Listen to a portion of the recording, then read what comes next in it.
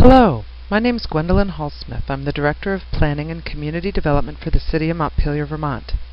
I'm also the Board Co-Chair of Global Community Initiatives, a nonprofit organization that helps communities become more sustainable. This presentation is about how communities can take action to improve their local economies by introducing community currencies, exchange systems that address social issues like poverty and elder care, environmental issues like climate change, and that create real wealth to keep the local economy going, even in hard times. I'm a planner. Planners are a bit like weather forecasters. It's our job to study current trends, look at what's coming, and to propose practical solutions for problems we see on the horizon. Now you may think that things aren't bad enough yet for us to need the strategies I'm describing here, and right now that's probably true.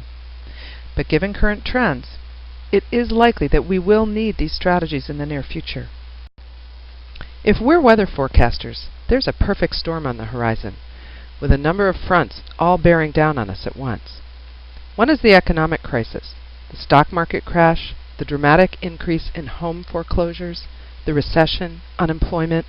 Over 500,000 jobs disappeared from the economy in November, with another 500,000 in December.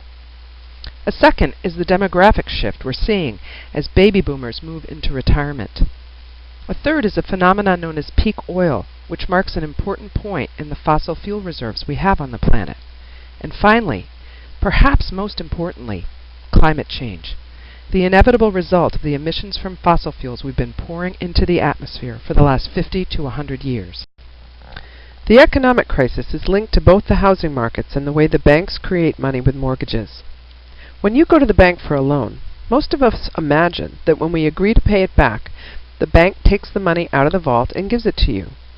But because of the fractional reserve system, the banks only need a small percentage of the money they are loaning to actually be on deposit to legally bring brand new dollars into existence.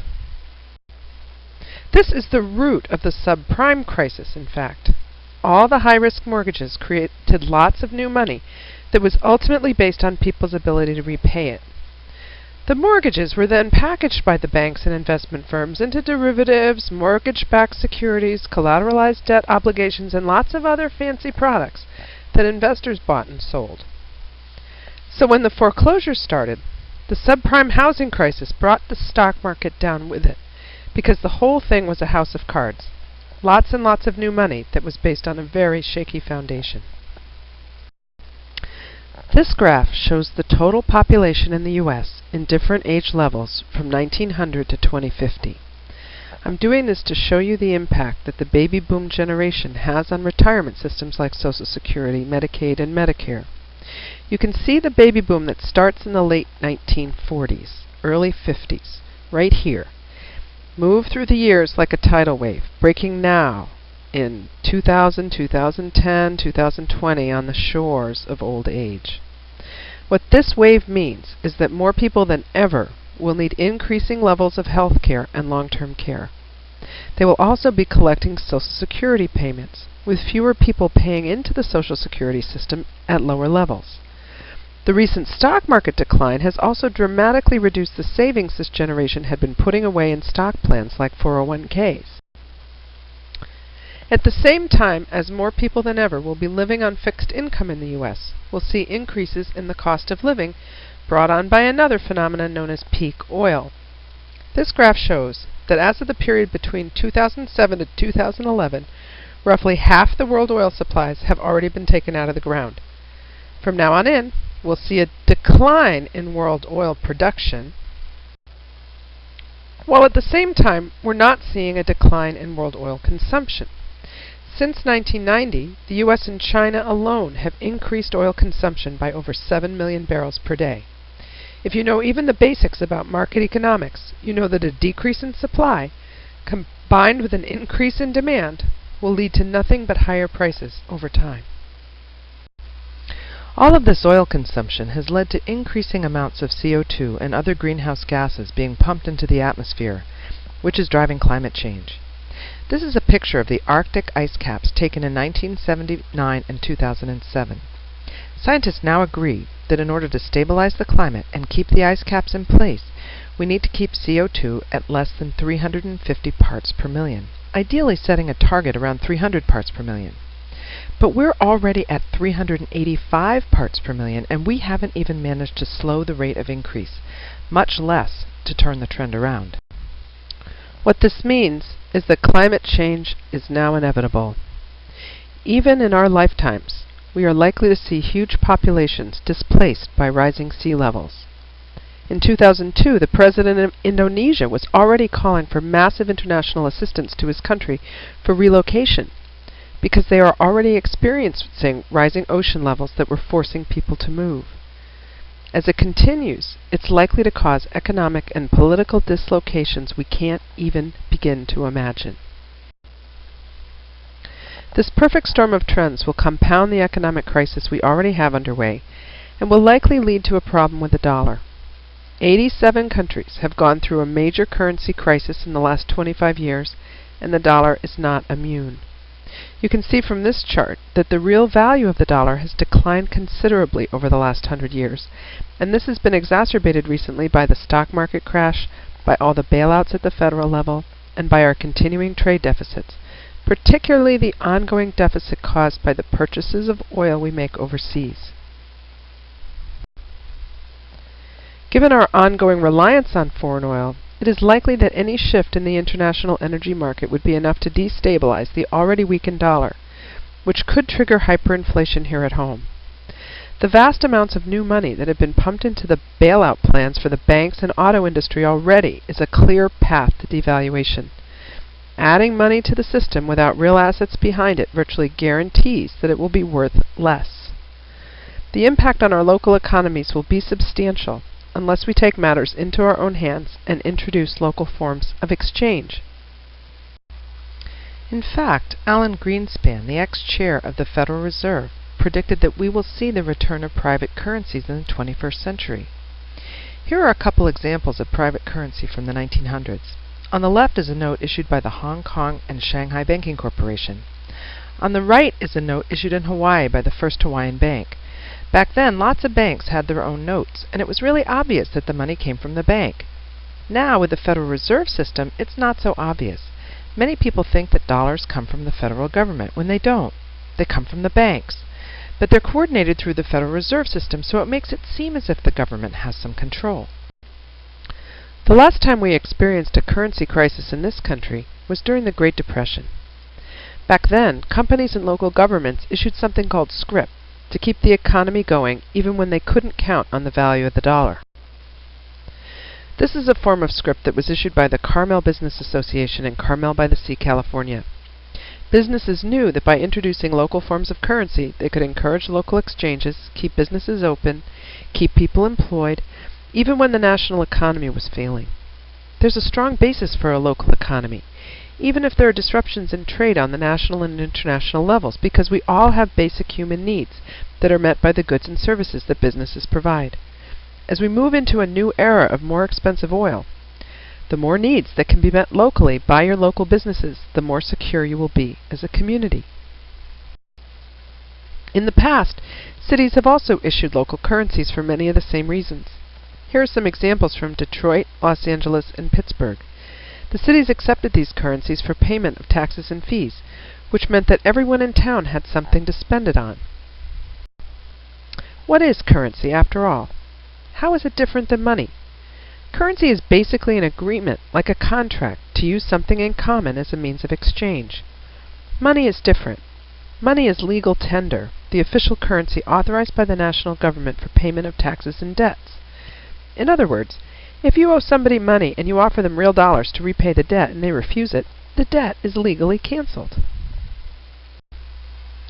Local currencies are basically these same kinds of agreements, made on the local level, that allow communities to create real wealth by encouraging local exchange. There are thousands of local currencies in use all over the world, and the experience with them demonstrates that they add value to the local economy, address serious social issues, keep people employed, and even keep businesses running when things are going wrong in the national economy. They are not designed to replace the dollar, but to help compensate for its failures. This is why they're called complementary currencies. How do local currencies create real wealth? They do it by bringing together unmet needs with underutilized resources in a community to meet people's needs more effectively. After all, real wealth has more to do with our needs being met rather than the amount of money we have. So if people need work and they can get employment because of a local currency, that is creating wealth. If people need food and can buy it with a local currency, or transportation and can get a ride on a bus, or buy important supplies, or pay for housing and health care, the entire community will have more real wealth than it did before. There are many local currencies in use all over the world that are used in these ways. Local currencies are successful. They work to address social issues like hunger, poverty, and elder care. Their success is illustrated by this chart, which documents the number of new social purpose currencies introduced in the last 25 years in a dozen different countries. Countries with complementary currency systems in place are found all over the world. Japan has been a leader in this since they had a real estate-based stock market crash back in 1990. They still haven't recovered. Since that time, they have introduced over 600 different currencies to address a number of different areas. One of their most successful currencies is the Furai-Kippu system, which is a national system that has been in place for 15 years. People can trade the time they spend caring for elderly people in their own community for the time that someone else spends with their relatives when their parents or relatives live at a distance. The word Furai-Kippu means caring relationship tickets, and evaluations have been done on the system that have found that people consistently rate the quality of care they receive when people donate their time as higher quality than when they buy the same services with yen. Complementary currencies serve a number of different purposes, generally broken into two categories: social and commercial purpose currencies. Social purposes are things like poverty eradication, elder care, community service, and reducing greenhouse gas emissions. Commercial purpose currencies encourage business loyalty and allow businesses to trade with each other and their customers without money. Here in Montpelier, Vermont, we have a social purpose currency called a time bank. Time banks are based on the voluntary exchange of time. Our system is called the Onion River Exchange, and since it was established in January of 2008, about a year ago, we have had over 250 people join and over 1,500 transactions. A lot of things are exchanged in a time bank. Everything from help at home like housekeeping and pet care, wellness, therapies like massage and chiropractic care, home repair, plumbing and carpentry, transportation. Here in Montpelier, rides to the airport are particularly popular. Arts, craft, and music lessons. Anything you can spend time on is eligible for trading in a time bank. Everyone's time is worth the same, since we all have only 24 hours in a day, and this allows it to be considered voluntary time by the IRS, which means that it's not counted toward income.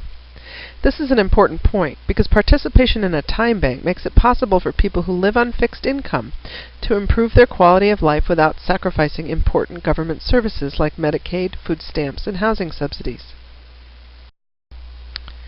A new type of social purpose currency is the carbon currency, designed to reduce greenhouse gas emissions. With the advent of carbon trading, caps, and taxes, there are many opportunities to mobilize non-money forms of exchange to make the real money being spent on carbon reductions go even further.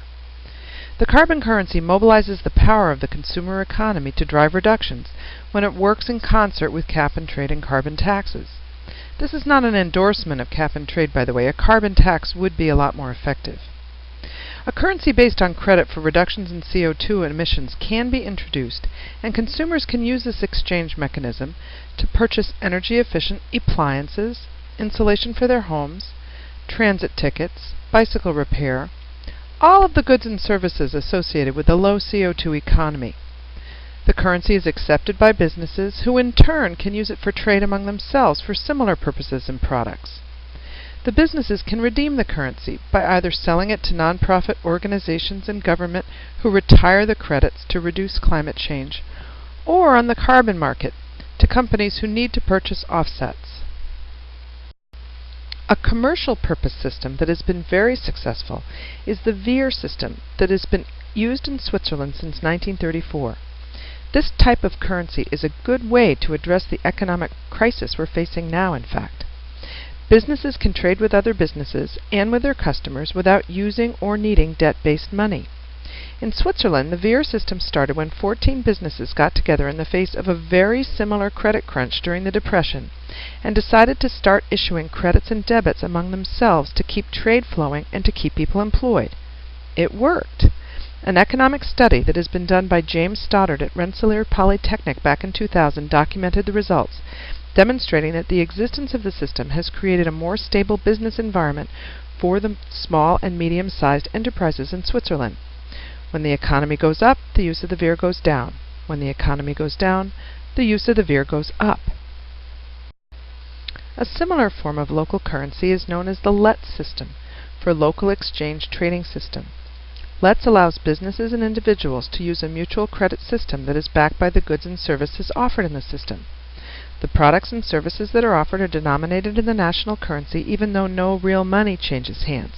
It is taxable, and it allows a lot more exchange than could happen if the only means of exchange were in dollars. Another form of commercial purpose complementary currencies are loyalty currencies. In fact, there are more frequent flyer miles in circulation than there are dollars. It's the most popular type of loyalty currency in existence. Now this can be used on the local level by rewarding people who buy local, maybe issuing frequent buyer miles to people who shop in locally owned stores. These currencies already exist in our local stores, but typically they come in the form of a card you get stamped when you buy a cup of coffee, or a sandwich or some clothing. When the card is filled, you get a discount or a free cup of coffee. This is a loyalty currency. If we pooled all these little punch cards into one system and allowed the cards to be used in all the different local shops, it could help the local economy on a larger scale, in addition to the individual stores. Perhaps the most familiar form of local currencies are what we call local fiat currencies, because they come into existence by fiat. There's a local organization that sets them up, prints the notes on counterfeit-proof durable paper with numbers and watermarks, helps ensure they stay in circulation, and manages their flow and quantity because they can be subject to the same inflationary pressure as real dollars, which are also in essence a fiat currency. They haven't been as successful as the mutual credit currencies because they take a lot of funding and management, which can be hard to support, but there are many of them throughout the country. One of the most famous of these is the Ithaca Hour, also one of the first, which you can see in the upper right-hand corner of this slide. You can see that there are a number of different types of these local currency systems that are circulated in cities all over North America. When you're introducing a new local currency, it's important to keep in mind that there is a circular flow of exchange that serves as the basis for your local economy. To succeed, you need to make sure before you launch it that these circular flows of exchange make complete loops, so that there is somewhere for everybody to spend their units of the currency before you bring it into existence. That means that people need to be able to buy products from local businesses with it, or at least get a discount at local stores. Local businesses need to pay part of their taxes and fees to local government, or to pay some of their labor costs, or trade with other businesses. Local government might need to pay their employees with the currency to complete their loop if they're going to accept it for taxes and fees. All of these factors need to be taken into account when you're introducing the currency to make sure that the system is complete. This will help ensure its success. How do the local currencies work? There are a lot of different options, actually. Mutual credit systems generally rely on web-based software, and the transactions are online. They don't necessarily circulate notes. Fiat currencies are the type of currency where notes circulate in the system. Time banks can be as simple as a blackboard at a school or a spreadsheet, or as involved as web-based software. There are a number of different possibilities. It all depends on who you're trying to serve, what the purpose of the currency is, and how easy it is to implement the different possibilities. If this presentation has inspired you to try this in your community but you don't know where to begin, we offer a step-by-step workbook at no charge on the websites listed below. There are also other workbooks, slideshows, and resources to help you get started on sustainable economic development and whole community planning and action. Even though all of this is offered at no charge, GCI does accept donations for our work. We're a nonprofit tax-exempt organization. Real wealth happens in community, and it is the result of our real needs as human beings being met in ways that don't harm others. These new forms of exchange facilitate both community building and matching up real needs with other resources. Thank you for your attention. Please don't hesitate to contact us if you have any questions. Our contact information is also on the websites.